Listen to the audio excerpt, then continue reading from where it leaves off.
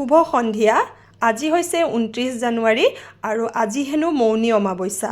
সেইকাৰণে মই সন্ধিয়াৰ চাকিগছ সুন্দৰকৈ জ্বলাই উঠি ঘৰৰ চাৰিওফালে ধূনা ফুৰাই দিছোঁ। আৰু ধূনাৰ লগত মই কি মিক্স কৰিছোঁ জানেনে? লং আৰু কেইটামান কৰ্পূৰ। এনেকৈ হেনো ধূনাৰ লগত লং আৰু কৰ্পূৰ মিক্স কৰি যদি আপুনি ঘৰৰ চাৰিওফালে ঘূৰাই তেন্তে ঘৰত থকা নেগেটিভ এনাৰ্জিবোৰ দূৰ হয়। সেইবাবে মই আজি চাৰিওফালে গোটেই ৰুমকেইটাতে ধুনীয়াকৈ ধূনা ফুৰাই দিছোঁ। আৰু আজি পাৰিলে নিৰামিষেই খাব লাগে বুলি কোৱা হয়। মই কিন্তু নিৰামিষেই খাইছোঁ আজি। আৰু পাৰিলে অকণমান সময় হেনো আধা ঘণ্টামান সময় নিজক দি মনে মনে থাকিব লাগে। আৰু এয়া ল'ৰাকো ধুনীয়াকৈ থপনাত সেৱা কৰিবলৈ দিলোঁ। এতিয়া খাবলৈ লৈছোঁ সন্ধিয়াৰ চাহকাপ।